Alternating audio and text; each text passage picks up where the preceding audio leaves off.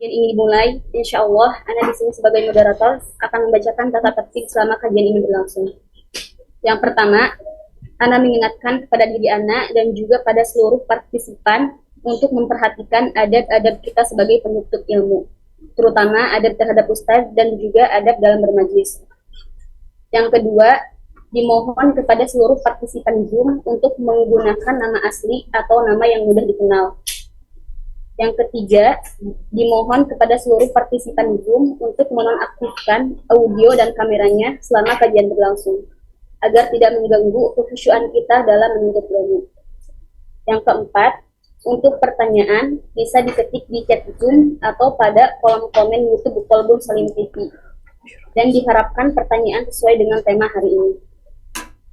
Yang kelima, dipersilahkan kepada partisipan Zoom untuk bertanya secara langsung kepada Ustadz dengan cara raise hand terlebih dahulu. Dan yang terakhir, kapan Ustadz izin bertanya, apa sesi akhiran nanti ada kuis? Insya Allah, moga Allah mudahkan. Insya Allah untuk sesi terakhir nanti akan ada sesi kuis.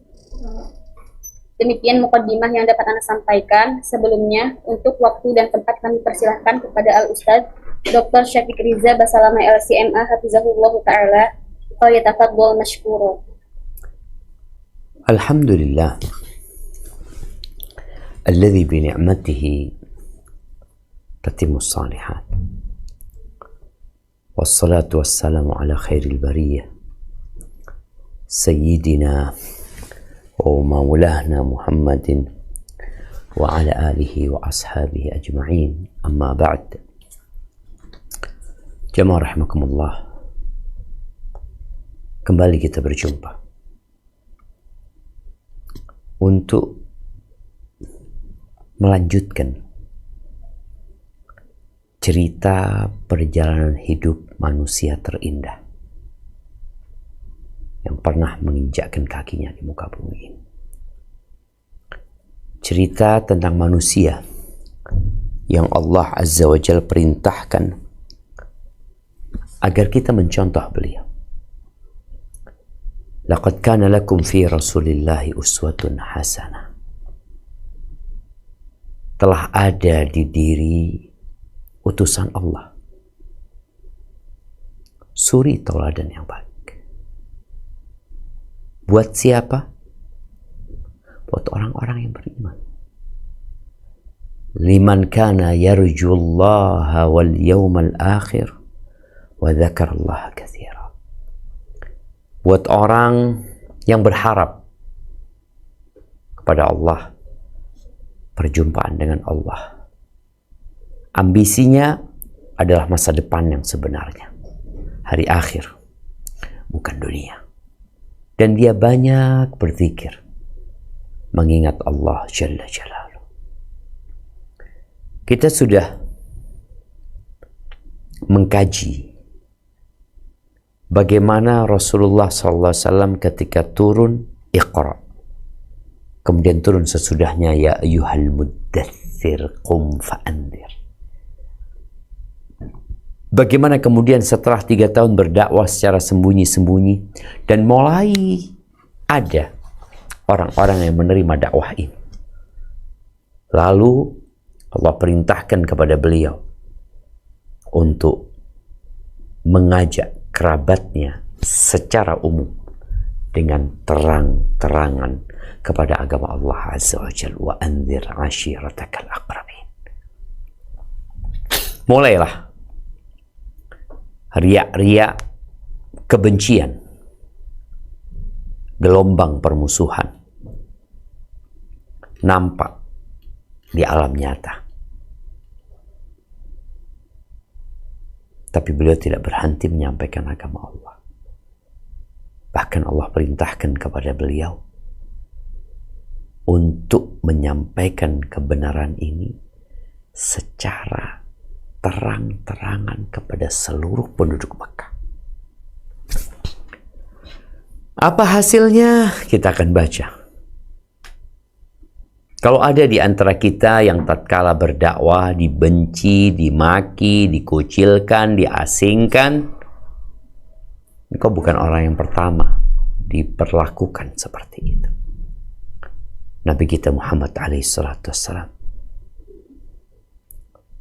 yang lebih baik dari dirimu, yang lebih utama dari semua manusia, yang dijamin masuk surga, yang paling dicintai Allah Sang Pencipta, ternyata beliau diperlakukan dengan perlakuan yang tidak senonoh. Tapi itulah jalan menuju surga. Barakallahu fiik. Nah, silahkan dibaca. Menyampaikan kebenaran secara terang-terangan dan reaksi orang-orang musyrik. Seruan beliau terus bergema di seluruh wilayah Mekah, sehingga kemudian turun ayat. Fasdar bima tu'maru wa a'rid 'anil musyrikin. Maka sampaikanlah olehmu secara terang-terangan segala apa yang diperintahkan kepadamu dan berpalinglah dari orang-orang yang musyrik. Al-Hijr ayat 94. Maka Rasulullah Shallallahu Alaihi Wasallam langsung bangkit menyerang berbagai kufarat dan kebohongan syirik, khurafat dan kebohongan syirik, menyebutkan kedudukan berhala dan hakikatnya yang sama sekali tidak memiliki nilai. Ketidakberdayaan berhala-berhala itu beliau gambarkan dengan beberapa perumpamaan, disertai penjelasan bahwa siapa yang menyembah berhala dan menjadikannya sebagai wasilah antara dirinya dan Allah berada dalam kesesatan yang nyata. Barakallahu fikum.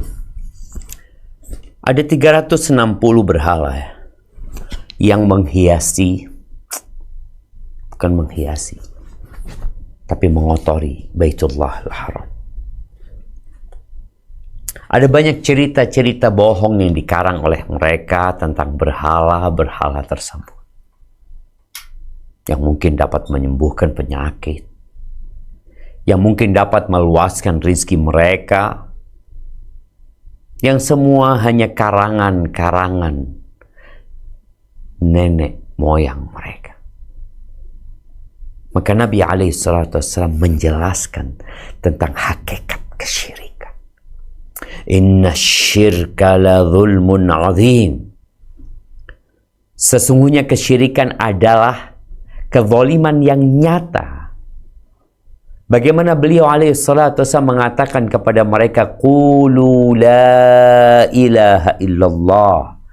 Katakan tiada Tuhan yang berhak disembah kecuali hanya Allah semata. Dengan berbagai macam metode, beliau menjelaskan kepada kaumnya bahwa hanya Allah semata yang berhak dipuja dan disembah.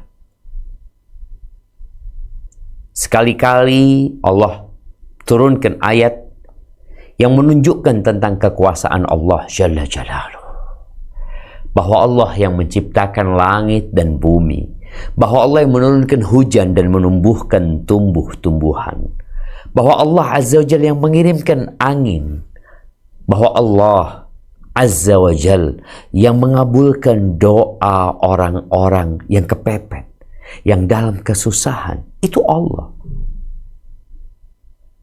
Adapun berhala-berhala yang disembah oleh mereka hanyalah bebatuan yang dipahat, kemudian diletakkan di sana, lalu dibuat cerita dan keyakinan tentang batu yang dibuat oleh tangan mereka, atau kayu, atau pepohonan, atau yang lainnya. Menjelaskan bahwa batu-batu itu tidak memberikan manfaat dan tidak pula dapat menolak bala dan petaka. Tapi fanatisme terhadap kelompok, taklid buta terhadap nenek moyang dan budaya, terkadang membuat akal sebagian orang tumpul, tidak dapat digunakan untuk berpikir. Ada usaha dari orang-orang musyrikin bagaimana Quran ini tidak didengar. Oleh karena itu penghuni neraka tatkala mereka disiksa, diazab karena dosa-dosa mereka, mereka kemudian mengakui bahwa penyebab mereka terjebak dalam dosa karena mereka tidak menggunakan akal mereka dan tidak mau mendengar.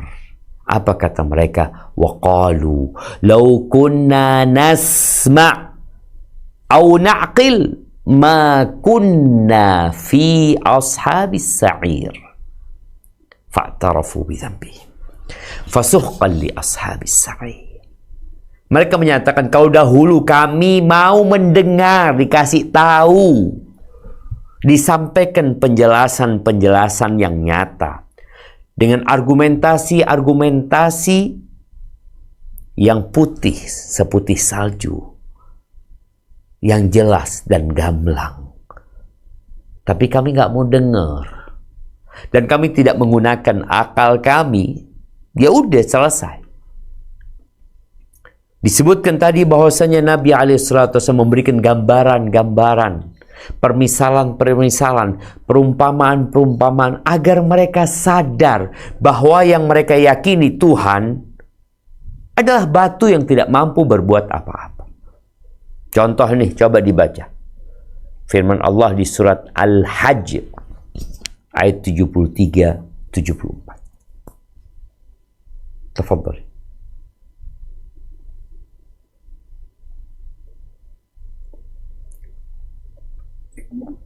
Ya ayyuhan nasu duriba mathalun fastami'u lah. Innal ladzina tad'una min dunillahi la yakhluqu dhubaban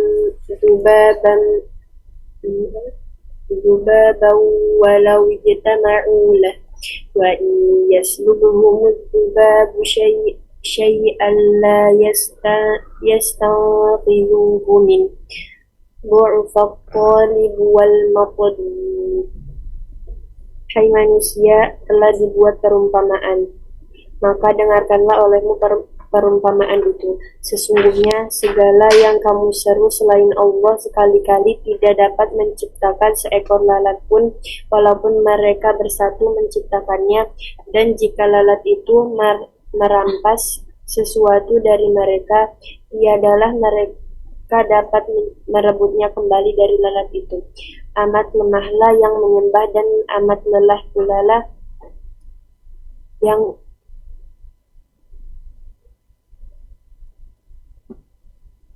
ma qadarullaha haqqa qadari. Innallaha laqawiyyun aziz. Mereka tidak mengenal Allah dengan sebenar-benarnya. Sesungguhnya Allah benar-benar maha kuat lagi maha perkasa. Barakallahu fiik.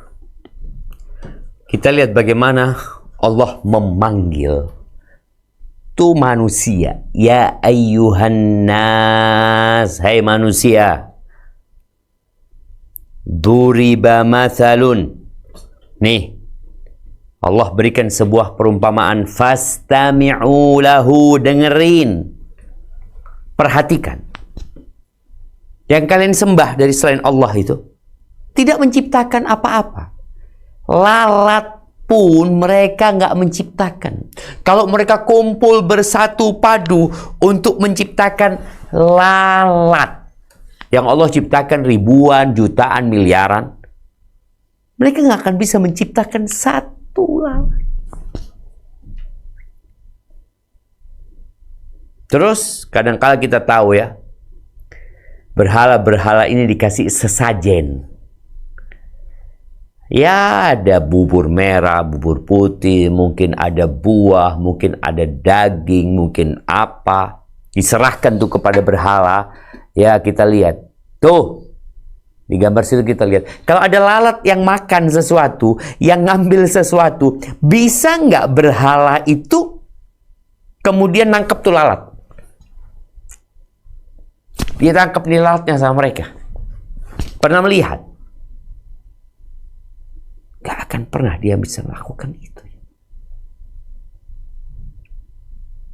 Ini yang menyembah lemah, yang disembah lemah. Maka mintalah sama Allah. Mereka melakukan kesyirikan karena mereka tidak mengagungkan Allah. Maka bagaimana Nabi SAW memberikan penjelasan tentang lemahnya Lemahnya apa ya? Tentang nggak adanya dalil mereka menyembah itu berhala. Kita tuh kalau berhadapan dengan orang yang pakai akal, dia kadangkala masih bisa diajak berdialog. Tapi kalau sudah pakai nafsu, ya udah, gimana menghadapi mereka? Yang ada mereka marah. Ketika akal nggak bisa dia ajak dialog, maka otot yang digerakkan semua mereka. Barakallahu fiik. Nah, dilanjutkan. Mekah memerah oleh api kemarahan, bergolak dengan keanehan dan pengingkaran. Tatkala mereka mendengar suara yang memperlihatkan kesesatan orang-orang musyrik dan para penyembah berhala, suara itu bagaikan petir yang membelah awan, berkilau, menggelegar, dan mengguncang atmosfer udara yang tadinya tenang. Orang-orang Quraisy bangkit untuk menghadang revolusi yang datang secara tak terduga ini, dan yang dikhawatirkan akan merusak tradisi warisan mereka. Barakallahu fikum. Ini yang banyak dikhawatirkan oleh mereka. Tradisi dan budaya jadi kacau gara-gara dakwah Islam. Maka mereka marah. Gimana sih kok nenek moyang kita dianggap tersesat gara-gara menyembah patung? Coba engkau berpikir, nih patung bisa apa? Apa yang dilakukan oleh patung itu? Nggak ada. Maka mereka benar-benar terpukul ya. Yang awalnya mereka biarkan dakwah ini karena dalam pandangan mereka ini dakwah seperti dakwah-dakwah sebelumnya. Ada sih orang-orang yang hunafa ya, yang mereka berusaha untuk meluruskan sebagian budaya dan tradisi yang menyimpang. Tapi setelah itu dakwah itu hilang. Sedangkan dakwah Islam ini enggak. Semakin menguat, semakin besar. Bahkan suara dakwah itu mulai memekakkan telinga mereka. Kok dianggap Tuhan-Tuhan ini bodoh? Kok dianggap nenek moyang kami tersesat? Berarti engkau yang benar. Loh. Nah, Islam yang benar. La ilaha illallah itu landasan Islam. Ya, mereka nggak diam. Orang itu kadangkala memang kaum tradisi dan budaya itu sulit sekali menerima kebenaran. Padahal kita tahu al-haqqu min rabbik. Kebenaran itu dari Tuhan. Kalau bicara manusia, boleh jadi dia salah. Kalau bicara nenek moyang kita juga manusia yang mungkin berbuat salah. Yang kita akhirnya mewarisi budaya dan tradisi ini, ternyata tradisi dan budaya yang salah. Jangan semua budaya dan tradisi dimasukkan kepada kearifan. Sebagiannya nggak arif. Gimana sih nyembah patung dibilang kearifan? Nggak arif. Kesian nih orang. Akalnya di mana? Ada yang menyembah binatang. Ada yang mengkultuskan hewan. Hewan dikultuskan. Dan itu sudah terjadi bersama orang-orang musyrikin. Mereka punya hewan-hewan keramat di masa itu. Pohon-pohon keramat ada. Senjata-senjata keramat ada. Tapi yang jadi masalah, apakah memang hal itu berdasarkan arahan dari Sang Pencipta atau karangan dari manusia belaka? Taib, apa yang dilakukan orang-orang musyrikin? Tafadhal. Mereka bangkit karena menyadari bahwa makna iman yang beliau serukan adalah penafian terhadap ketuhanan selain Allah, bahwa bahwa makna iman kepada risalah dan hari akhirat adalah ketundukan dan kepasrahan secara total, sehingga mereka tidak lagi mempunyai pilihan terhadap diri dan harta mereka, selebih lagi terhadap orang lain. Implikasinya, iman itu akan melenyapkan kepemimpinan dan keunggulan mereka di atas semua bangsa Arab yang sebelum itu juga menggunakan label agama. Mereka harus menerapkan keridhaan sesuai dengan keridhaan Allah dan Rasul-Nya. Harus menghentikan berbagai bentuk kezaliman yang sebelum itu biasa mereka lakukan untuk melindas rakyat awam, selain berbagai macam keburukan yang selalu mereka lakukan pagi maupun sore. Mereka menangkap makna seperti itu karena jiwa mereka tidak bisa menerima kedudukan rendah yang tidak mencerminkan kehormatan dan kebaikan. Bahkan manusia itu hendak berbuat maksiat terus-menerus. Al-Qiyamah ayat 5. Mereka menyadari semua itu, tetapi apa yang bisa mereka perbuat menghadapi orang yang jujur dan dapat dipercayai ini, menghadapi gambaran tertinggi dari nilai kemanusiaan dan akhlak yang mulia. Sepanjang sejarah nenek moyang dan perjalanan berbagai kaum, mereka tidak pernah mengetahui bandingan yang seperti itu. Apa yang hendak mereka lakukan, mereka benar-benar bingung dan memang layak untuk bingung. Barakallahu fiik ya. Ketika bicara dakwah Islam ini, dakwah tauhid, mereka sadar, mereka faham dengan bahasa Arab, mereka mengerti dengan maksud dari la ilaha illallah, mereka juga memahami konsekuensi dari ucapan itu.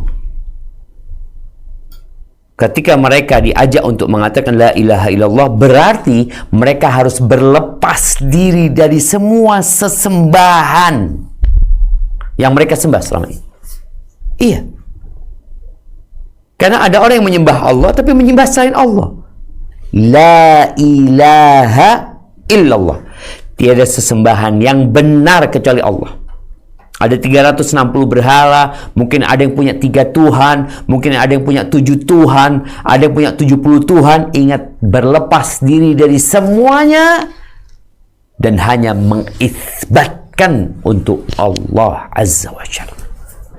Itu makna la ilaha illallah. Itu makna asyhadu an la ilaha illallah. Sedangkan makna asyhadu anna Muhammad Rasulullah, ya, ini adalah bentuk tunduk, pasrah, totalitas. Mereka harus mengikuti Nabi Muhammad SAW.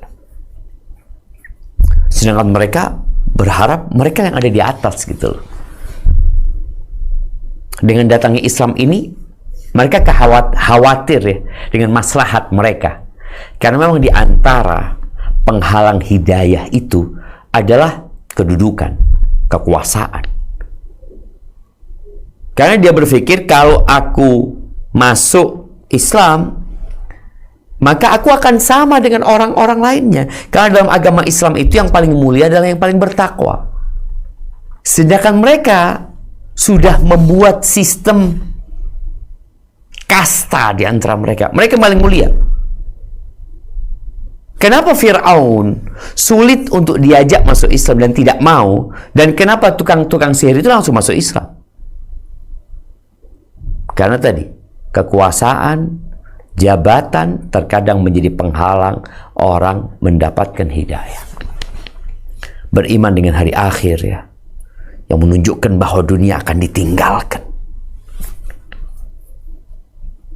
Mereka akan dihisab. Sedangkan mereka banyak dosanya gitu loh. Mereka banyak melakukan kezaliman. Maka mereka khawatir kalau ada hari kebangkitan, mereka akan dibalas. Maka mereka berusaha untuk menafikan hal itu. Nah, mahibati fillah, mereka menyadari bahwa mereka menghadapi seorang yang jujur, yang tidak pernah berdusta. Ini orang gak pernah dusta, ini orang baik. Bahkan saat ini yang diajak juga dia mengajak kepada kebaikan. Pantas mereka bingung disebutkan. Tapi pada akhirnya mereka harus menentukan sikap dengan kecongkakan, kesombongan, keangkuhan, fanatisme kelompok mereka. Mereka nggak mau mengikuti. Apa yang mereka lakukan? Lanjutkan.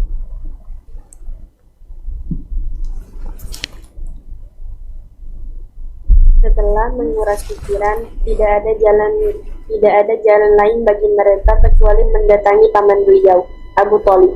Mereka meminta kepadanya agar menghentikan segala hal yang dilakukan anak saudaranya. Untuk menguatkan permintaan ini, mereka menggunakan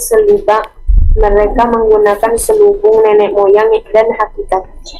Dengan berkata, adanya ajakan untuk meninggalkan sesembahan mereka dan pernyataan bahwa sesembahan itu tidak bisa memberi manfaat dan tidak mampu berbuat apa-apa, merupakan cemoohan yang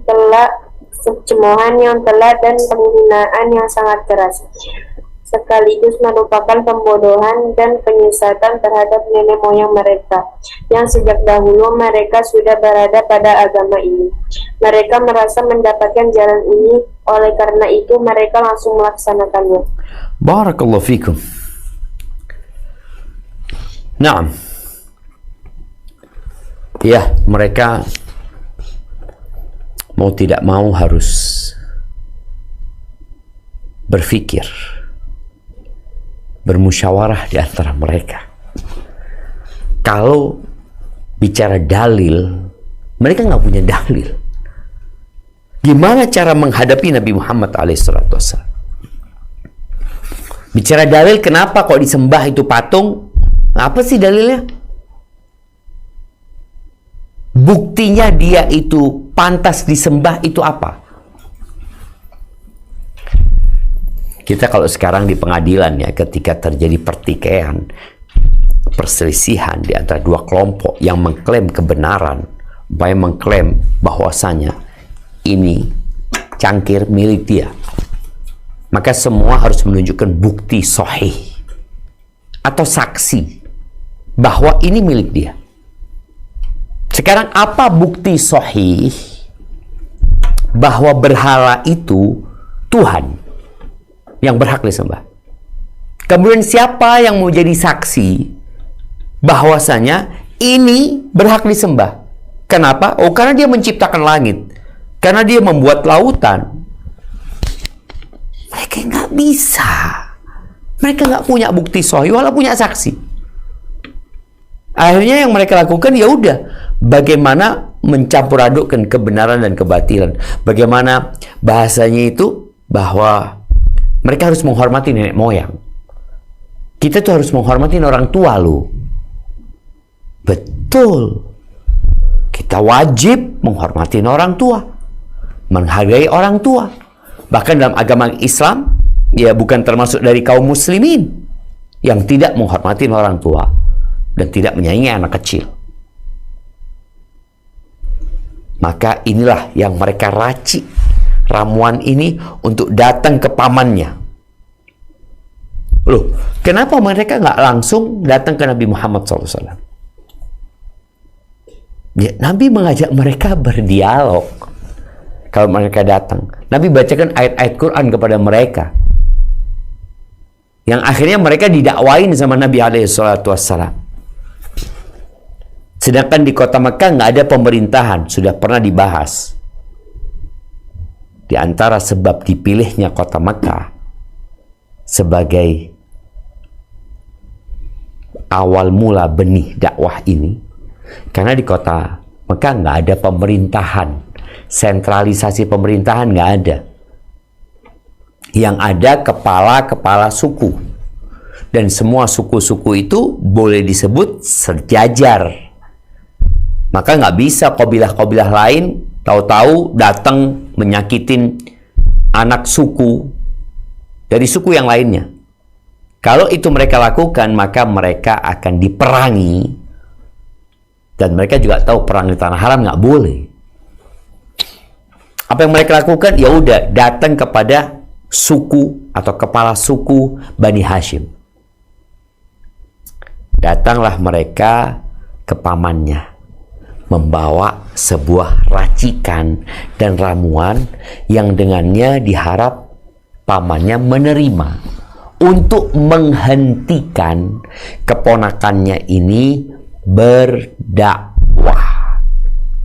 Baik, berangkatlah kaum Quraisy. Tafadhal. Quraisy mengirim utusan kepada Abu Thalib. Ibnu Ishaq menuturkan beberapa pemuka Quraisy pergi ke tempat Abu Thalib, lalu berkata, "Wahai Abu Thalib, sesungguhnya anak saudaramu telah mencaci maki sesembahan kami, mencela agama kami, membodohkan harapan kami, dan menyesatkan nenek moyang kami. Cegahlah dia agar tidak mengganggu kami, atau biarkanlah kami yang menanganinya sendiri. Engkau juga menentangnya seperti kami, sehingga kita bisa mencegahnya dengan perkataan yang halus dan lembut."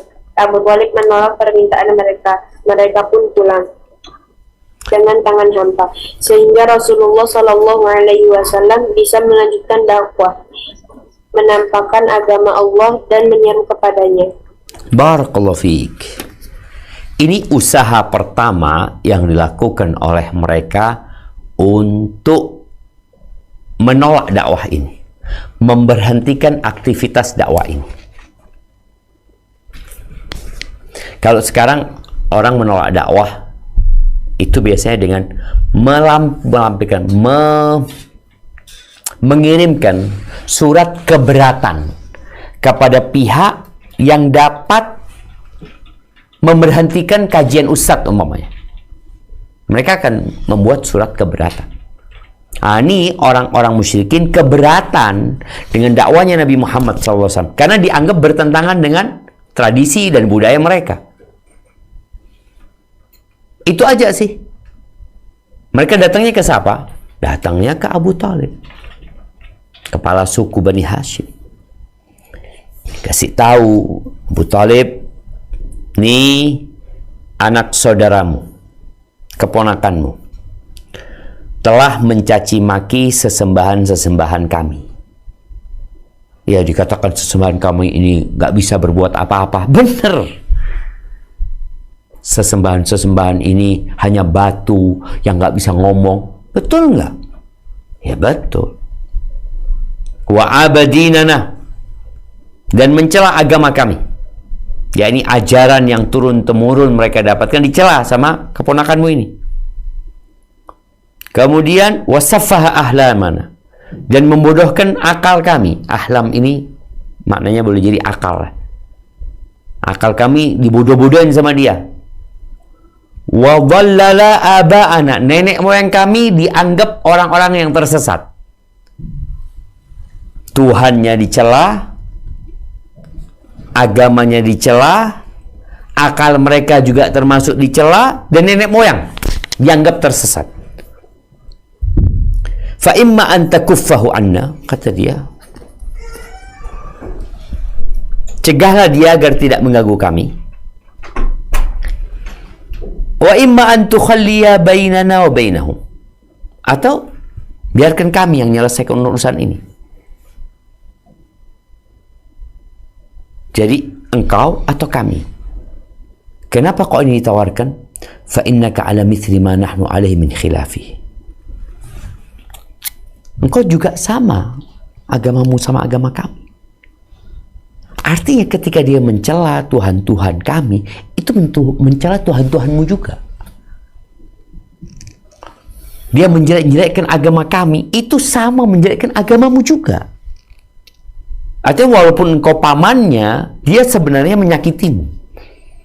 Mereka ingin apa ya? Ini secara diplomatis ya.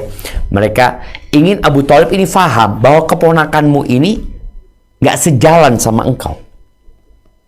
Ya seharusnya engkau menentang dia juga gitu. Taib, apa jawaban Abu Thalib? Abu Thalib menolak permintaan mereka dengan perkataan yang halus dan lembut ya. Mereka pun pulang Abu Talib nggak marah-marah. Abu Talib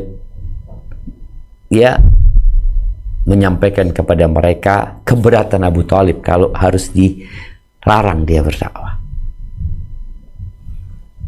Maka Abu Talib menyuruh Nabi SAW untuk melanjutkan dakwanya.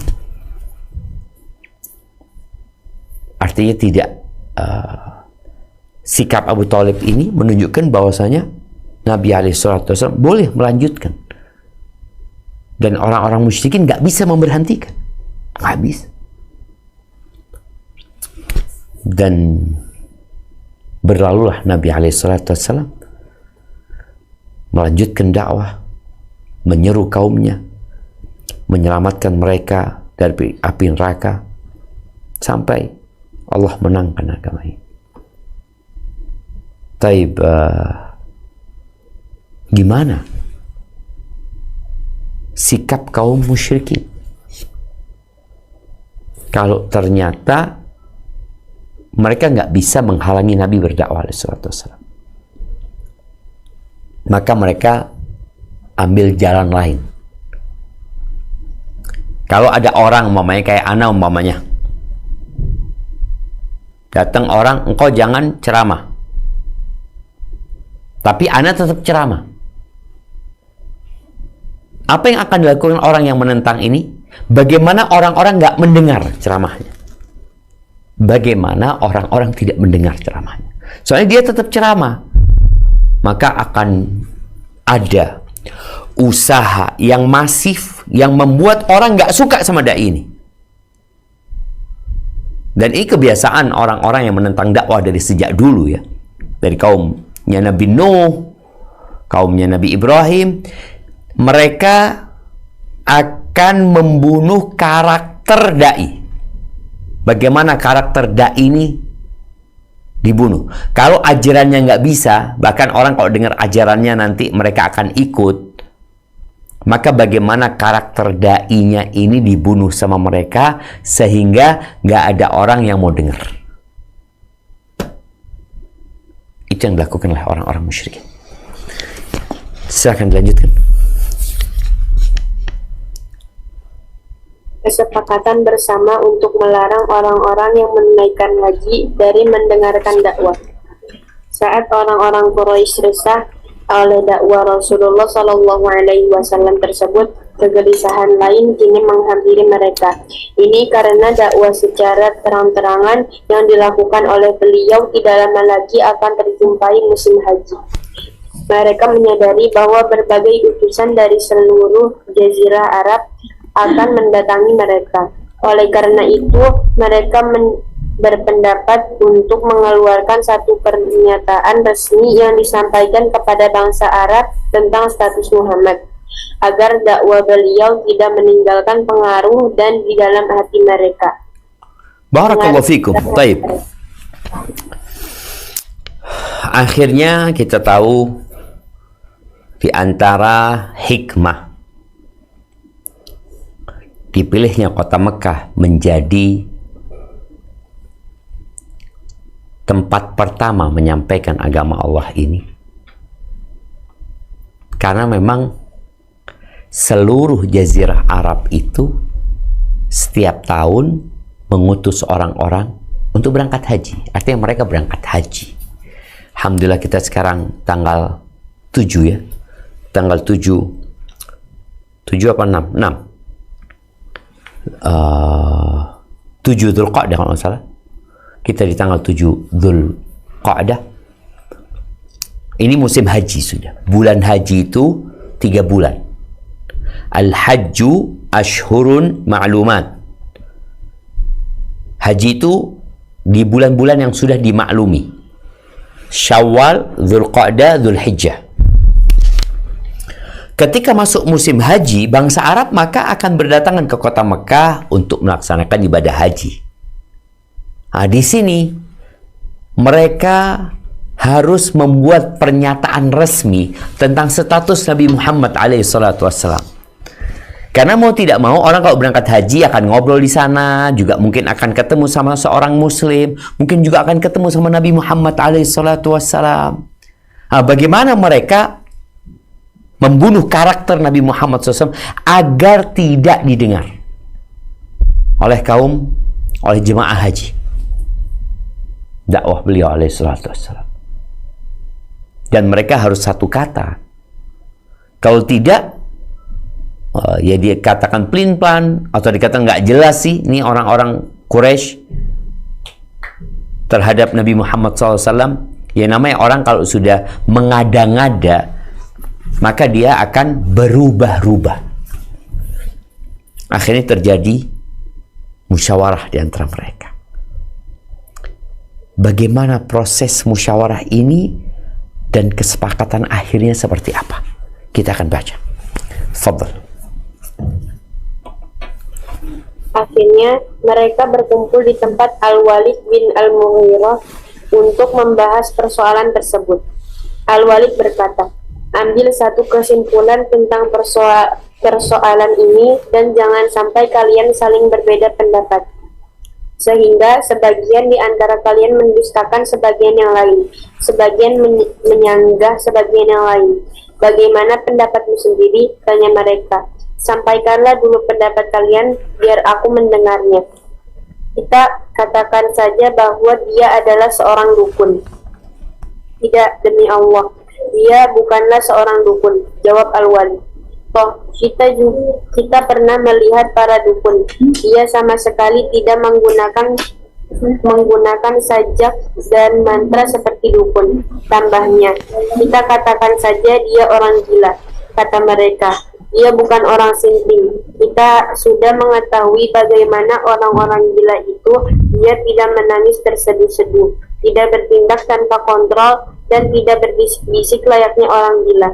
Kita katakan saja dia seorang penyair, kata mereka. Dia bukan seorang penyair. Kita sudah mengetahui seluruh bentuk syair, baik rajaz, hazaj, qarid, maqbud maupun mabsut.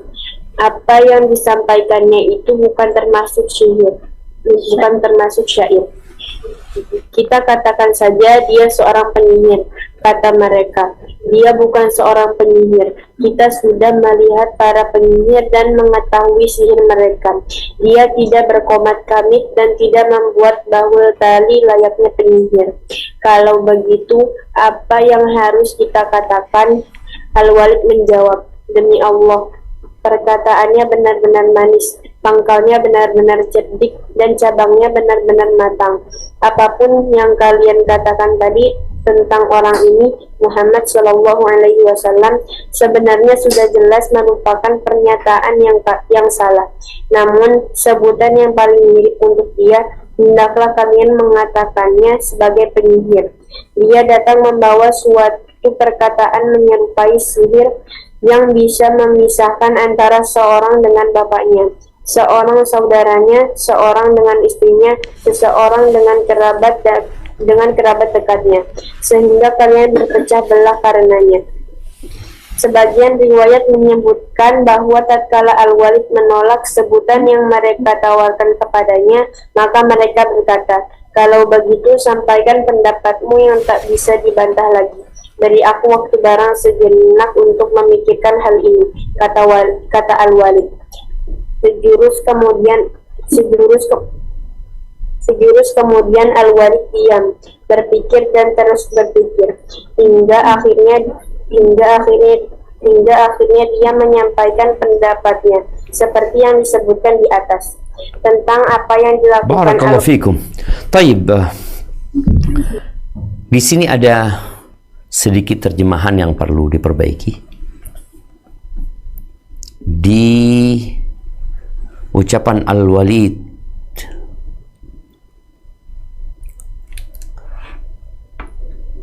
Al-Walid menjawab, yang dikatakan Al-Walid menjawab ya. 1, 2 di alinea ketiga ya. Al-Walid menjawab, taib.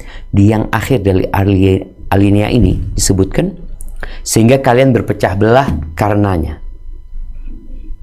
Ini diganti fatafarraqu anhu bidzalik, maka mereka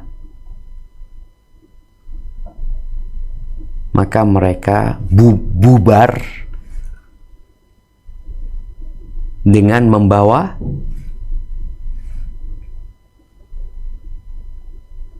hasil kesepakatan, yaitu dia adalah penyihir.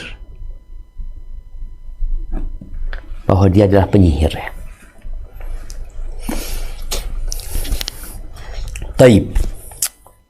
Jamaah rahimakumullah. Al-Walid ibn al-Mughirah ini bapaknya Khalid ibn al-Walid. Dia adalah tokoh yang diagungkan oleh orang-orang musyrikin, orang-orang Quraisy. Disebutkan bahwa dia termasuk orang yang tidak mau minum khamr di masa jahiliyah, dan dia memukul anaknya kalau ada yang minum khamr. Dia dikenal dengan sebutan Al-Adl karena orangnya bijak, dan disebutkan bahwasanya orang-orang Quraisy itu kalau memberikan kiswah Ka'bah mereka urunan. Kalau memberikan kiswah Ka'bah yang kita lihat tutupnya Ka'bah itu mereka urunan. Al-Walid bin Mughirah memberikan kiswah kepada Ka'bah sendirian tanpa urunan dari mereka. Nah, dia itu meninggal disebutkan 3 bulan setelah hijrahnya Nabi alaihi salatu wassalam, ya. Artinya sebelum terjadi perang Badar. Taib. Karena Walid ini dianggap tokoh, maka mereka bermusyawarah dengan Walid. Apalagi dianggap orang yang bijak. Kenapa Anda jelaskan tentang Walid? Supaya kita tahu kenapa Walid yang akhirnya menentukan apa panggilan yang tepat untuk Nabi Muhammad alaihi salatu wassalam. Walid ini mendengar Al-Quran dan dia tahu dengan Nabi Muhammad SAW, dan kaumnya juga tahu. Artinya mereka bermusyawarah untuk menetapkan sesuatu yang dasar hukumnya mereka semua udah tahu. Ketika mereka mengatakan dukun ini, kahin ini biasanya yang menceritakan tentang hal-hal yang akan datang, ya, atau barang-barang hilang, ya. Kata Walid, enggak lah, kalian tahu dia bukan dukun. Kalian tahu dia bukan dukun. Toh kalian semua mengenal dukun itu seperti apa gitu. Nggak pernah kita lihat dia baca-baca mantra atau apa, atau yang pakai kartu menebak masa depan seseorang, nggak ada. Terus bagaimana kalau kita sebut dia majnun? Kita lihat ya, bagaimana orang-orang musyrikin itu bertentangan di antara mereka. Dan mereka udah nyebutin, jadi mereka udah, Al-Walid ketika kumpul ini, karena sebutan-sebutan itu sudah ada. Kahin, ya, udah disebut sama mereka. Terus dikatakan majnun. Allah sebutkan bagaimana mereka mengatakan, ya ayyuhalladzi nuzzila alaihi dzikru innaka lamajnun. Mereka sebutkan itu. Mereka katakan penyair juga. Udah. Ketika dikatakan orang gila, ayolah yang benar kalian. Dia bukan orang gila. Mana kalian lihat ada sifat orang gila yang terdapat di diri Muhammad SAW? Gak ada. Ya mereka iya. Mereka mengiyakan semua pernyataan Al-Walid. Mengaminkan semua. Mereka sepakat dengan Al-Walid. Terus penyair.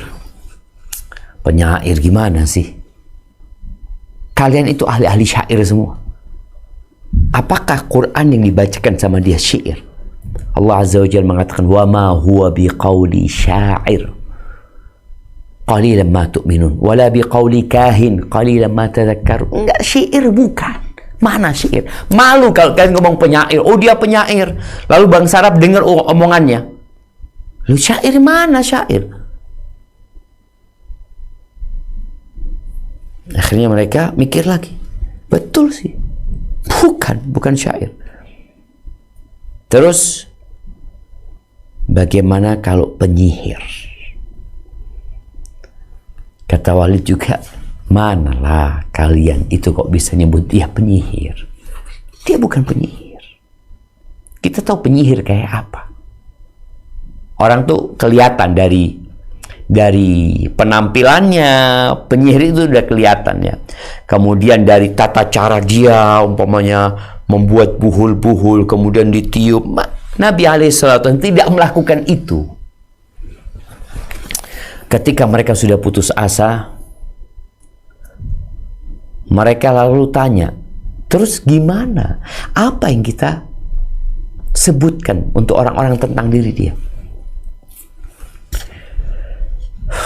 Al-Walid bin Mughirah ini, dia ngomong sama bahwasanya ucapan dia itu manis. Akar ucapannya itu la idzik atau la mughdik di beberapa riwayatnya, yang benar-benar mengakar, indah.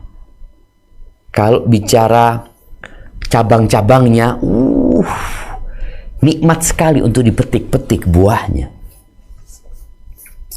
Semua ucapan yang kalian ucapkan tadi itu, kalau kalian sebarkan kepada jemaah haji yang datang, mereka akan tahu ini Quraisy sedang berbohong, sedang mengarang. Karena jemaah haji ketika melihat Nabi Muhammad alaihissalam, mereka akan tahu ini fulan ini sebelum berdakwah udah dikenal dengan sebutan Al-Amin. Sebelum beliau berdakwah, semua orang tahu dia orang baik. Syair bukan yang diucapkan, sihir juga enggak, dukun enggak, gila apalagi dikatakan gila dia. Akhirnya ya yang paling dekat kata dia kayaknya penyihir. Kenapa? Mereka melihat dari dampak yang terjadi setelah dakwah Nabi alaihissalam. Anak pisah sama orang tuanya, suami istri ribut karena yang ini masuk Islam, yang itu dalam kekufuran. Kan memisahkan. Memang Al-Quran itu furqan ya. Jadi dakwah Nabi alaihissalam itu meresahkan masyarakat dan membuat perpecahan. Iya. Maka ini yang dikatakan mereka. Nabi alaihissalam membuat perpecahan. Sihir juga seperti itu. Sihir kan membuat suami istri jadi bercerai, membuat kerabat berantakan. Ya sudah, kita katakan sihir. Nah, dan di riwayat lain dikatakan bahwasanya Al-Walid tidak langsung menjawab. Setelah musyawarah itu, mereka Al-Walid mengatakan amhiluni, kasih aku waktu, kata dia. Aku mau berpikir. Terus dikatakan ya, ini kalau terjemahannya dikatakan sejurus kemudian Al-Walid diam berpikir dan terus berpikir ya. Dia terus berpikir. Hingga akhirnya dia menyimpulkan pendapat yang tadi. Penyihir. Padahal dia juga tahu dia nggak penyihir ya. Ini karena fanatisme mereka kepada kebatilan yang menyebabkan mereka menolak dakwah ini. Padahal kalau akal mereka dipakai tadi, nggak ada, bohong semua, gelar-gelar yang disematkan kepada Nabi alaihissalam itu. Nah, akhirnya turun firman Allah, lanjutkan. Tentang apa yang dilakukan Al-Walid ini, Allah telah menurunkan 16 ayat di dalam surat Al-Muddathir dari ayat 11 hingga 26. Di antaranya disebutkan tentang bagaimana dia memeras pikirannya. Sesungguhnya dia telah memikirkan dan menetapkan apa yang ditetapkannya. Maka celakalah dia, bagaimanakah dia menetapkan, kemudian celakalah dia, bagaimanakah dia menetapkan, kemudian dia memikirkan. Sesudah itu dia bermuka masam dan merengut. Kemudian dia berpaling dari kebenaran dan menyombongkan diri, lalu dia berkata, Al-Quran ini tidak lain hanyalah sihir yang dipelajari dari orang-orang dahulu. Ini tidak lain hanyalah perkataan manusia. Al-Muddathir ayat 18-25. Barakallahu fikum. Iya, akhirnya setelah musyawarah itu ya, setelah Al-Walid juga membuat pernyataannya, in hadza illa sihru yu'thar, in hadza illa qaulul bashar. Dia mengatakan ini hanya sihir yang dipelajari, omongan dari Quran yang dibacakan ya. Ini hanya omongan manusia, qaul bashar. Quran ini qaulullah, kalamullah. Maka kita kalau menyampaikan ceramah umpamanya, apa yang kita katakan? Qala Allahu tabaraka wa ta'ala, Allah berfirman. Ini bukan omongan Muhammad alaihi salatu wassalam, bukan karangan Nabi Muhammad alaihi salatu wassalam. Ini firman Allah. Maka dia katakan qul, katakan Muhammad, wallahu ahad, Allah itu esa. Maka atas dasar perbuatan Al-Walid ya, yang seharusnya dengan akalnya dia menerima Al-Quran dan menerima dakwah ini, tapi gara-gara kesombongan, kecongkakannya, dan kita tahu yang namanya sombong itu adalah menolak kebenaran dan meremehkan orang. Ya gimana orang sombong akan menerima dakwah ini?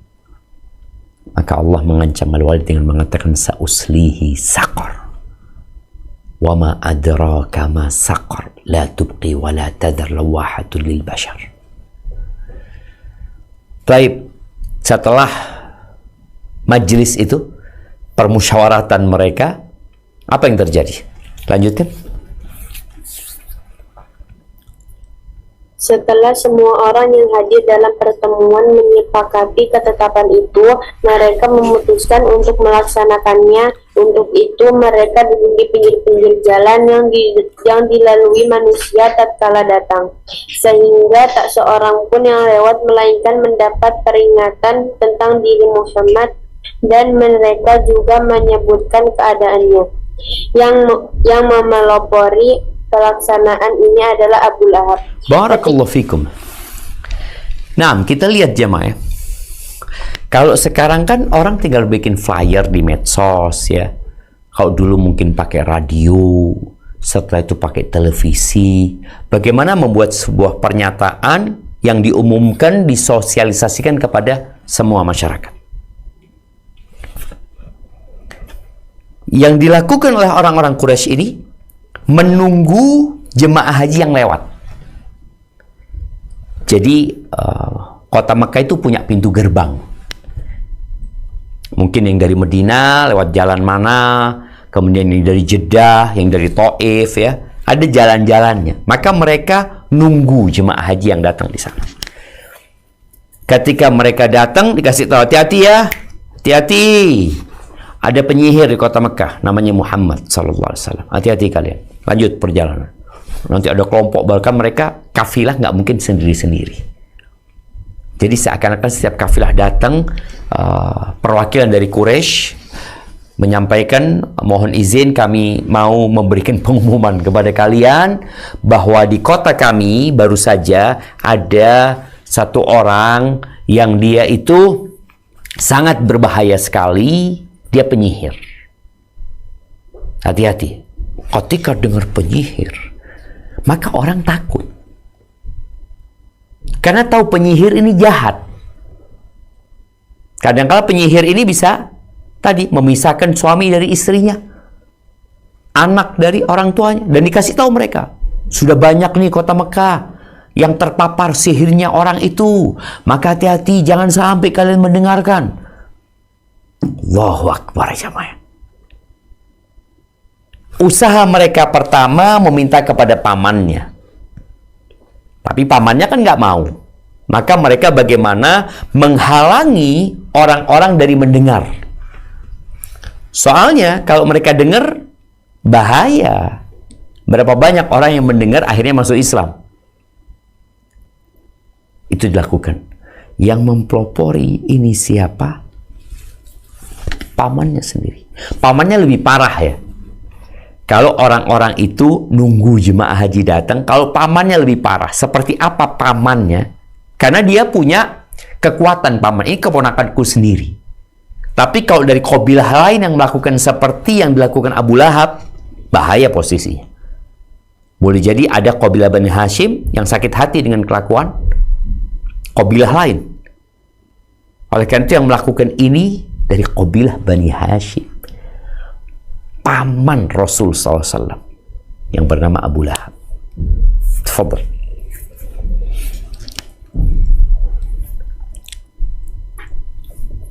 Ketika musim haji benar-benar sudah tiba, Rasulullah Shallallahu Alaihi Wasallam mendatangi manusia di tempat tinggal mereka di pasar Ukad, Majana, dan Jilmajaz, menyeru mereka kepada Allah. Sementara itu, Abu Lahab menguntit di belakang beliau sambil berkata, "Janganlah kalian mematuhinya karena dia orang yang keluar dari agama dan seorang pendusta."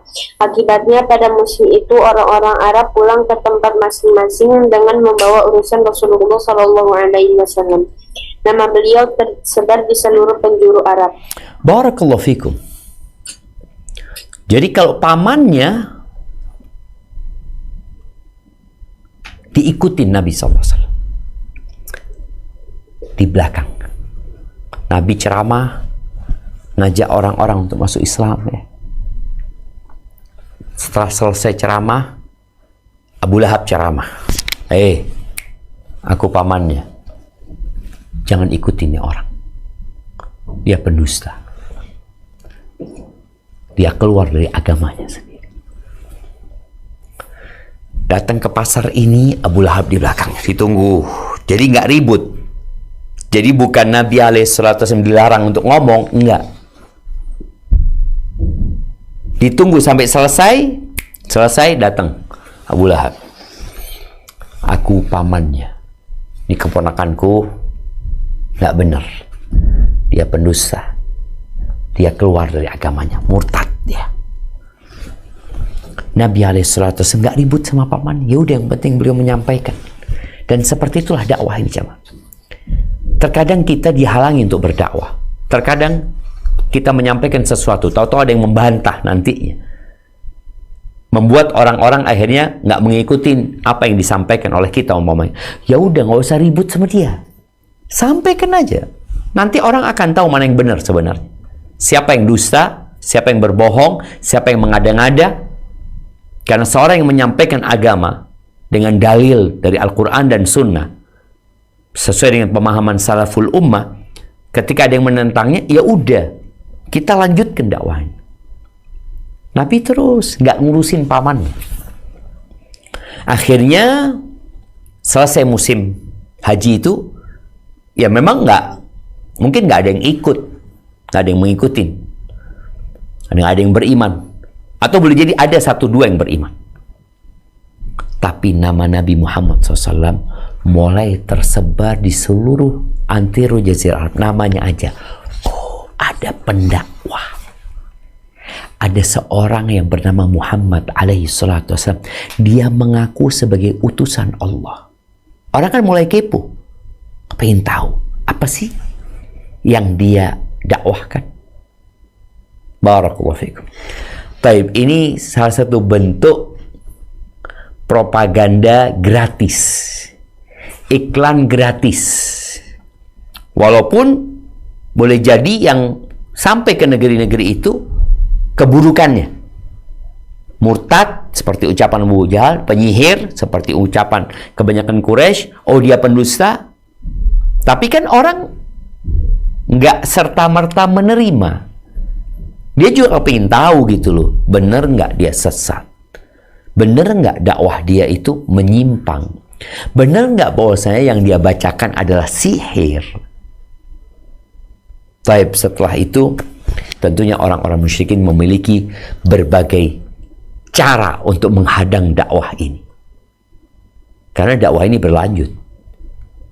Dan usaha mereka boleh jadi tidak menghasilkan dampak besar yang menyebabkan orang meninggalkan Nabi alaihissalatu wassalam. Bahkan boleh jadi mereka sadar ternyata yang kita lakukan membuat orang semakin mengenal Muhammad alaihissalatu wassalam dan semakin ingin tahu.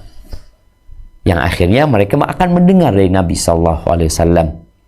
Dan orang musyrikin paling takut ya kalau sudah orang-orang mendengar dari Nabi alaihissalatu wassalam, aduh bahaya. Sebagian di antara mereka ada yang naruh kapas di telinganya jemaah karena takut mendengarkan Al-Quranul Azim. Taib tentang cara-cara mereka menghadang dakwah ini, insya Allah kita akan lanjutkan pada pertemuan yang akan datang. Mungkin kita masuk ke sesi tanya jawab. Nah, Anda persilahkan. Barakallahu fiik. Jazakumullah khairan Ustaz atas materi yang disampaikan. Untuk sesi selanjutnya kita masuk pada sesi tanya jawab. Untuk pertanyaan pertama, dipersilahkan bagi yang ingin bertanya secara langsung pada Ustaz kepada Ummu Putri, dipersilahkan untuk bertanya. Jazakillah khairan Ukti. Assalamualaikum warahmatullahi wabarakatuh Ustaz. Waalaikumsalam warahmatullahi wabarakatuh. Ahsanallahu ilaikum Ustaz. Semoga Allah selalu merahmati Ustaz dan keluarga dan memudahkan dakwah Ustaz dimanapun berada. Ustaz, Ana tadi ketika Ustaz mengatakan bahwa dakwah Rasulullah yang pertama itu adalah tauhid. Ana pernah mendengar bahwa tentang bitokoh Ustaz. Apakah bitokoh itu hanya diberikan satu saja di antara untuk sekian miliar umat Islam yang ada gitu Ustaz? Karena yang Ana baca, walaupun sebanyak itu dosa, ketika kita bertauhid, kita akan tetap selamat gitu Ustaz. Tetapi kenapa di toko itu hanya satu ya Ustaz? Yang kedua Ustaz, terkait dengan dakwah Rasulullah Ustaz, Ana ada membaca Ustaz di surat Al-A'la, yang artinya, bagaimana pendapatmu tentang orang yang melarang seorang hamba ketika dia melaksanakan sholat? Itu sampai ayat 15 surat Al-Alaq itu Ustaz, itu berceritakan tentang Abu Jahal kah Ustaz, yang waktu itu lehernya kalau nggak salah diinikan oleh malaikat ya Ustaz. Ya, apakah itu termasuk ketika dakwah hakam syariat sudah diperintahkan oleh Allah ya Ustaz? Mohon penjelasannya Ustaz. Jazakallahu khairan Ustaz. Barakallahu fiik. Assalamualaikum warahmatullahi wabarakatuh. Waalaikumsalam warahmatullahi wabarakatuh. Berkaitan dengan hadithul bitaqah ya, Nabi SAW tidak sedang menjelaskan jumlahnya, tapi Nabi SAW menceritakan tentang keutamaan tauhid. Boleh jadi bitokoh itu untuk 1 orang, 2 orang, 10 orang, 100 orang yang memiliki kriteria seperti yang diceritakan Nabi SAW.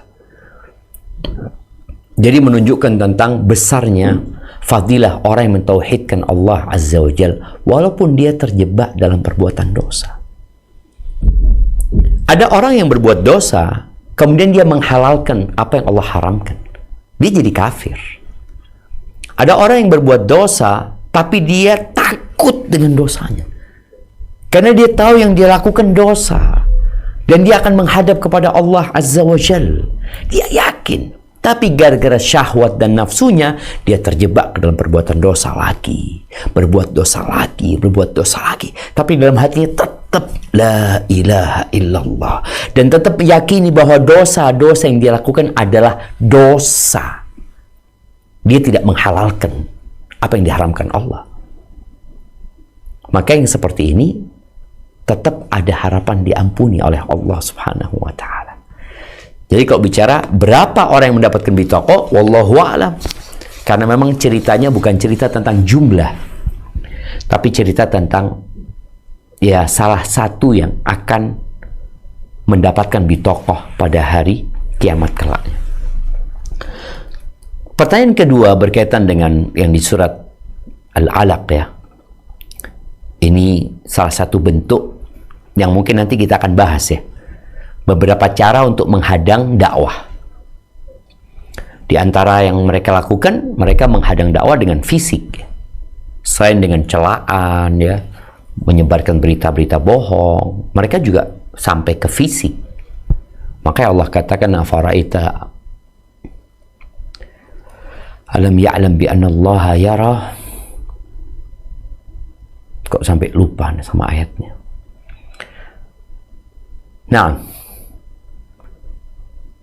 Alam ya'lam bi anna Allah yara. Nah, gimana ayatnya?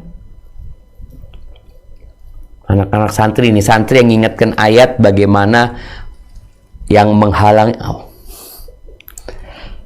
Ara'aita alladhi yanha 'abdan idza shalla. Ara'aita in kana 'alal huda aw amara bit taqwa. Ara'aita in kadzdzaba wa tawalla. Alam ya'lam bi anna Allah yara. Baik. Berkaitan dengan ini salah satu bentuk tadi menghalangi dakwah Nabi alaihi salatu wassalam. Mereka sudah secara fisik. Mereka ingin, bagaimana Abu Jahal ingin menginjak Nabi SAW ketika beliau sujud, ingin diinjak beliau. Karena itu kesempatan orang ini dalam posisi di bawah dan dia akan di atas, yang kemudian Allah Azza wa Jal, mungkin malaikat Jibril yang menyebabkan Abu Jahal tidak melakukan hal itu. Iya, itu salah satu bentuk atau cara menghadang dakwah ini yang sudah mengenai fisik. Tadi kita sebutkan bahwasanya mereka ingin membunuh karakter Nabi SAW. Agar orang kalau sudah karakternya dibunuh, orang kan malas mau dengerin dari fulan. Dikatakan fulan, oh fulan mah orang gila. Kau mau dengar apa dari dia? Fulan mah penyihir. Hati-hati engkau. Seperti itu. Jadi apa yang ditanyakan di pertanyaan kedua tadi berkaitan dengan surat Al-Alaq, ya disebutkan dalam riwayat-riwayat bahwasanya itu adalah Abu Jahal yang sudah menggunakan fisiknya. Setelah lisannya ternyata gak mampu membuat orang-orang meninggalkan dakwah ini dan tidak mampu membuat Nabi SAW berhenti melakukan dakwahnya. Dan kalau bicara sholat, ya udah disyariatkan sholat seperti yang sudah dibahas pada pertemuan sebelumnya, bahwasanya sholat sudah disyariatkan, dikatakan 2 rakaat ya, sholatnya di waktu pagi dan waktu petang, dan ada sholat malam sebagaimana yang disebutkan di surat Al-Muzammil, qumil laila illa qalila. Barakallahu fik. Hadza wallahu a'lam bis-shawab. Nah. Untuk pertanyaan selanjutnya, apa Ustaz, mungkin pertanyaannya di luar tema. Untuk pertanyaan pertama, apa hukumnya jika Ana terlalu melarang suami Ana untuk terlalu sibuk melayani keperluan keluarganya, seperti mengantar kakak perempuan dan anaknya kemana-mana? Kadang sepupu perempuannya pun ikut meminta pertolongan untuk diantar. Bolehkah Ana merasa cemburu jika suami Ana juga sangat sigap membantu saudara-saudara perempuannya? Untuk pertanyaan kedua, bagaimana menyikapi ibu yang selalu minta dijenguk oleh anaknya yang sudah menikah? Meskipun suami Ana ridho, tetapi tetap saja Ana merasa tidak enak terhadap suami. Kadang ibu Ana ngambek jika Ana tidak mengunjunginya dalam 2 atau 3 hari. Tunggu. Pertanyaan kedua itu berkaitan dengan ibunya si istri, betul? Betul, Ustaz. Oke. Nah, ahibati fillah. Pentingnya belajar. Dengannya kita tahu mana yang menjadi kewajiban kita dan mana yang menjadi hak kita. Berapa banyak orang merasa dizalimin, merasa haknya tidak diberikan karena dia nggak tahu mana hak dia. Dan berapa banyak orang yang tidak melakukan kewajibannya karena dia juga nggak ngerti. Dia pikir aku sudah melaksanakan kewajibanku. Maka berkaitan dengan pertanyaan pertama, ketika seorang istri melihat suaminya peduli, perhatian dengan keluarganya, dengan kakaknya, dengan keponakannya, mungkin dengan kerabat suami. Maka yang perlu dilihat, apakah suami anti tidak menjalankan tugas-tugasnya sebagai seorang suami? Atau dia sudah menjalankan? Kalau ternyata dia sudah menjalankan tugasnya sebagai seorang suami, maka biarkan dia melakukan itu. Karena itu juga menjadi salah satu pintu pembuka rizki. Bahkan di situ ada fadilah yang besar. Bagaimana Nabi SAW mengatakan, "Man ahabba an yubsata lahu fi rizqihi wa yumadda lahu fi atharihi falyasil rahimah." Barang siapa yang ingin rezekinya diluaskan, umurnya dipanjangin, hendaklah dia menyambung rahimnya. Jadi kalau kita itu berpikir yang dilakukan suami ini akan kembali manfaatnya kepada anti sebagai seorang istri, kepada anak-anak anti. Nanti anti punya anak-anak yang akan peduli sama kakaknya, punya anak-anak yang akan peduli sama keponakannya, punya anak-anak yang menyambung rahimnya. Kenapa? Karena dia lihat bapaknya melakukan itu dan ibunya mendukung hal itu. Di situ ada pahala. Tapi kalau anti kemudian berpikir perasaan, ya nanti akan cemburu nantinya. Maka berusaha untuk memandang dari sudut yang lebih luas. Sekali lagi, kalau suami sudah menjalankan tugasnya, kan dia punya tugas, anti punya hak.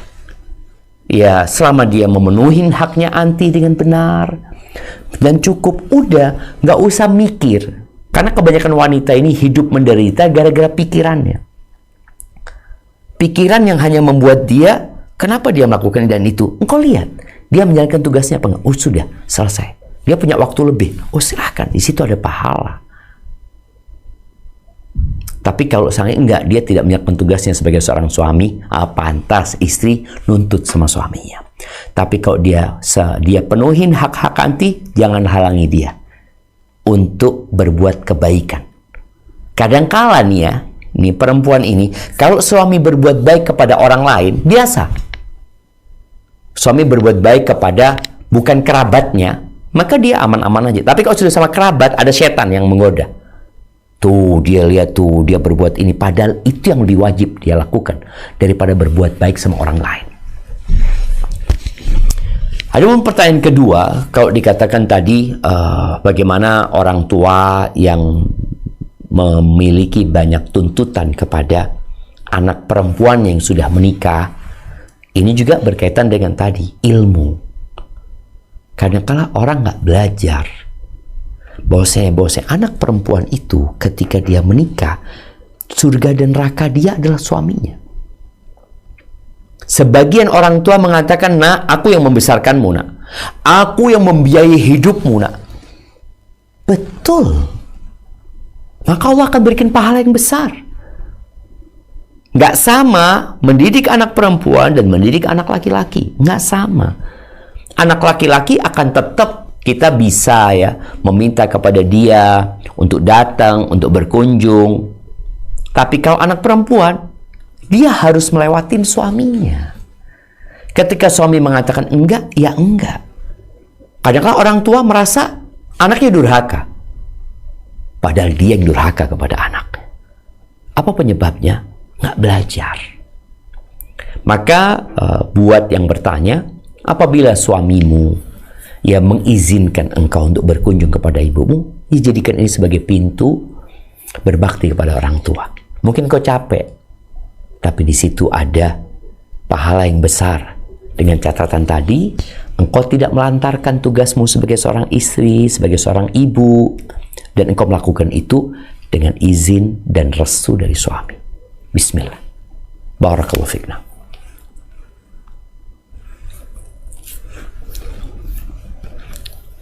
Untuk pertanyaan selanjutnya, mungkin ini pertanyaan terakhir ya Ustaz. Nah, barakallahu fik. Ya. Assalamualaikum Ustaz. Semoga Ustaz dan keluarga dalam lindungan Allah Subhanahu wa taala. Di zaman sekarang banyak orang yang sholat tidak sesuai ajaran Nabi Muhammad SAW. Apa yang dilakukan sebagai umat muslim dalam menyikapinya Ustaz? Apakah apalagi aliran-aliran sesat itu makin merajalela? Syukran Ustaz. Masya Allah, barakallahu fik ya. Nah, ini bentuk kepedulian ya. Kita memang harus peduli dengan saudara kita. Orang beriman itu bersaudara dengan orang beriman lainnya. Kadangkala kita hanya peduli dalam masalah ekonomi dan sosial. Ketika melihat ada seorang yang ekonominya sulit, kita peduli sama dia. Ketika kita melihat ada seorang yang mungkin menjadi janda, kita peduli sama dia. Kita melihat ada seorang yang gak menikah-nikah, kita kesian sama dia. Tapi giliran orang itu menyimpang, kita mengatakan nafsi-nafsi. Urusan dia, urusanku. Enggak, kita harus peduli sama mereka. Bagaimana kita menyelamatkan saudara-saudara kita yang tersesat, yang mungkin merasa benar, padahal yang dia lakukan tidak sesuai dengan yang diajarkan oleh Allah dan Rasulullah Sallallahu Alaihi Wasallam. Apa tugas kita?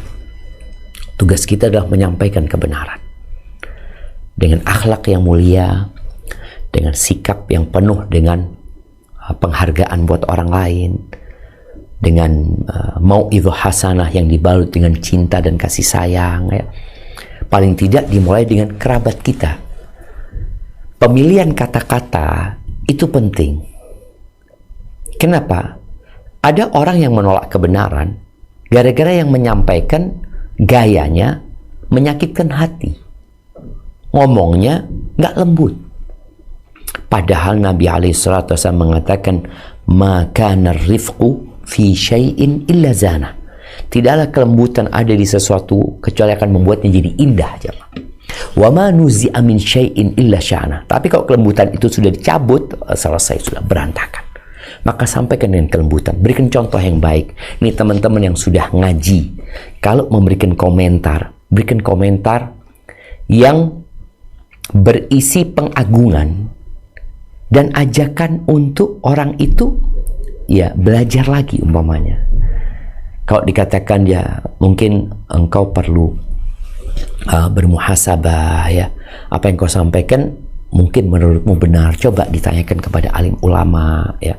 Ada hal-hal yang perlu kita lebih bijak lagi dalam mengomentari aliran-aliran tadi yang menyimpang, ya, atau amalan-amalan yang tidak sesuai dengan sunnah. Tunjukkan yang sunnah seperti ini. Kalau ada orang mengamalkan amalan yang tidak sunnah, kita jangan sibuk mencela dan memakinya. Akhirnya orang itu nggak mau dengar nasihat kita.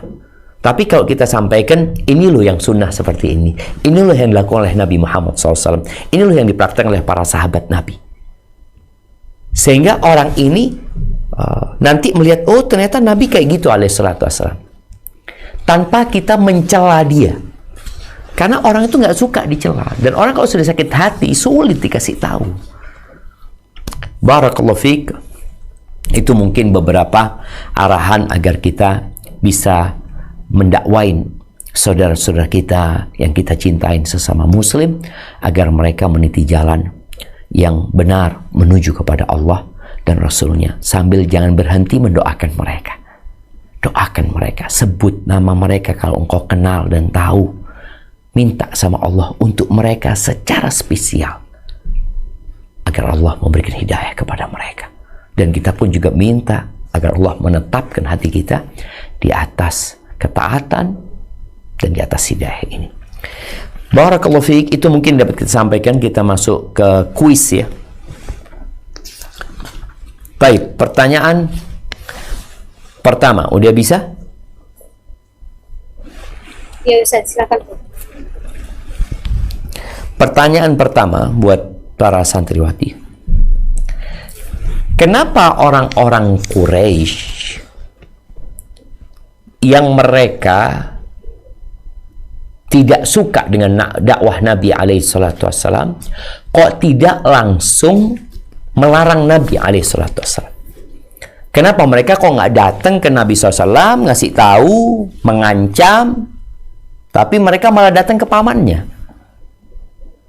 Kenapa itu mereka lakukan?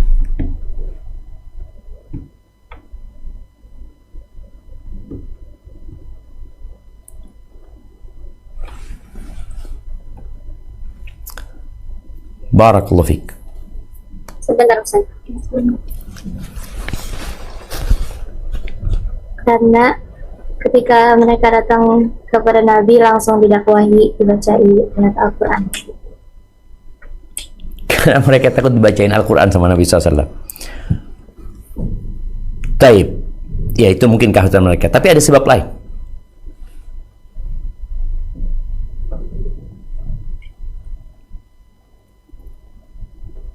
Ada sebab lain. Ini berkaitan dengan sistem pemerintahan yang ada di kota Mekah.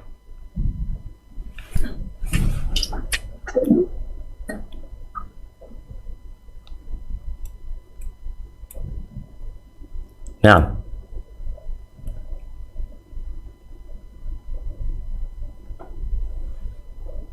Sebentar Ustaz, ada yang mau jawab Nah. seperti yang lain.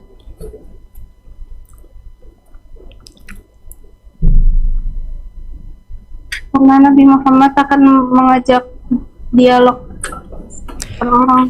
iya betul. Artinya ini seperti jawaban yang pertama tadi ya, dikatakan bahwasanya kalau mereka datang kepada Nabi SAW boleh jadi mereka didakwain sama Nabi SAW. Tapi mereka juga bisa datang diam, kau nggak usah ngomong. Kami minta engkau sejak saat ini nggak ada lagi ceramah-ceramah, nggak ada lagi dakwah-dakwah. Udah engkau di rumah aja. Mereka bisa melakukan itu karena mereka banyak gitu. Tapi kenapa mereka tidak melakukan itu? Artinya mereka bisa ngomong, aku nggak mau dengar dari engkau, engkau dengar dari kami. Mereka tidak melakukan itu, tapi mereka datang ke pamannya. Kenapa? Karena Abu Thalib adalah kepala suku Bani Hashim. Betul. Jadi yang disuruh ngelarang siapa? Abu Thalib. Kalau mereka melarang langsung, apa yang akan terjadi sama mereka?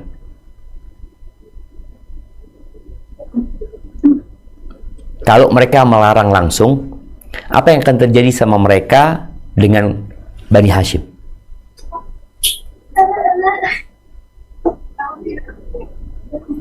Ini disempurnakan. Jawabannya tadi benar. Dia Abu Thalib ini adalah pemimpin ya Bani Hashim ya. Karena kan itu kan beda suku gitu kan Ustaz. Takutnya nanti ada yang sakit hati paling ya. Nah, betul. Betul, karena mereka kalau langsung bisa membuat Bani Hashim sakit hati. Kalau mereka kok tahu-tahu mereka melabrak keponakan mereka dari suku mereka, itu boleh jadi terjadi bentrok nanti. Jadi 3 orang tadi hadiahnya dibagi 3 tuh. Nah, barakallahu fikum. Ya 3 orang kan jawab kan? Ustaz, betul 3 orang. Taib, itu hadiahnya dibagi 3 karena saling melengkapi tadi. Baik Ustaz. Nah, pertanyaan kedua untuk jamaah. Apa penyebab mereka berkumpul dan bermusyawarah untuk membuat pernyataan tentang status Nabi Muhammad SAW? Atau sebutkan 2 sebab. Sebutkan 2 sebab yang membuat orang-orang Quraisy berkumpul untuk menetapkan status Nabi Muhammad SAW. Ini buat yang umum. Nah, Dipersilahkan kepada Ibu Nunung untuk menjawab.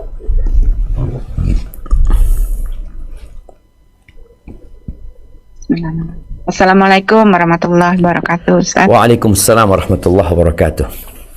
Coba jawab ya, Ustaz. Nah, karena tafadhol. pertama Abu Thalib sudah menolak ya permintaan dari kaum musyrikin Quraisy untuk agar memerintahkan Nabi untuk menghentikan dakwahnya, sehingga mereka mengubah strategi untuk membunuh karakter dari dai dakwah ini, dan mereka perlu berembuk ya, mungkin berkumpul di rumah Al-Walid itu untuk menentukan apa yang tepat gitu sebutannya kepada untuk membunuh karakter Nabi, seperti itu mungkin Ustaz. Barakallahu fiik. Siap. Dan satu sebab lagi karena udah dekat musim haji.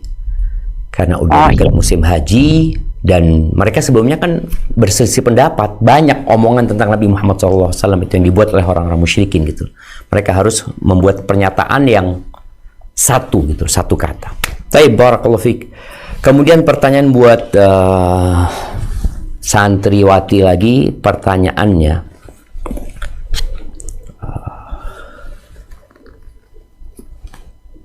kenapa mereka kok minta pendapatnya Al-Walid bin Mughirah? Nah, itu pertanyaannya, 2 pertanyaan. Kenapa mereka minta pendapatnya Walid bin Mughirah, dan kenapa mereka akhirnya bersepakat untuk ngasih nama atau gelar penyihir? Tafadhal.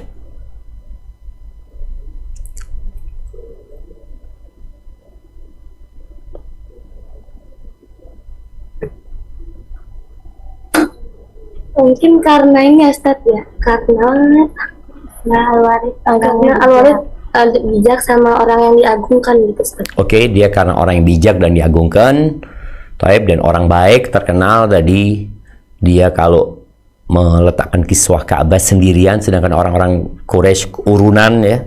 Taib, yang kedua, kenapa kok akhirnya sepakat memberikan gelar penyihir?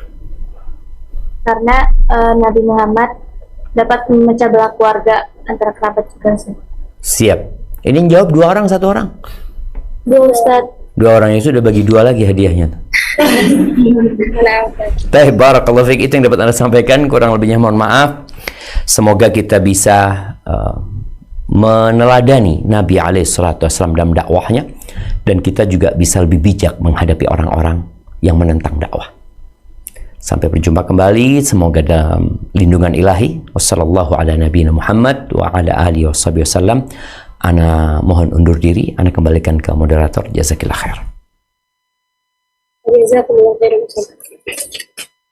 Alhamdulillah, kajian pagi dari awal sampai akhir telah selesai. Telah sama-sama kita simak. Semoga ilmu yang telah kita dapatkan pada pagi hari ini bisa bermanfaat, dan semoga Allah mudahkan kita untuk bisa mengamalkannya dalam kehidupan kita sehari-hari. Saya mengucapkan barakallahu fikum wa jazakumullahu khairan kepada Ustaz Dr. Syafiq Riza Basalamah LCMA Hafizahullah yang telah menyampaikan materinya. Dan kami ucapkan jazakumullahu khairan kepada orang Paradisa yang telah mempersiapkan kajian ini, dan juga kepada seluruh keluarga besar SRB. Kami mohon maaf kepada partisipan yang tidak kami sampaikan pertanyaannya karena keterbatasan waktu. Semoga di lain kesempatan bisa tersampaikan. Kita tutup kajian ini dengan membaca doa kafaratul majelis. Subhanaka Allahumma wa bihamdika asyhadu an la ilaha illa anta astaghfiruka wa atubu ilaik. Assalamualaikum warahmatullahi wabarakatuh. Jazakallahu khairan.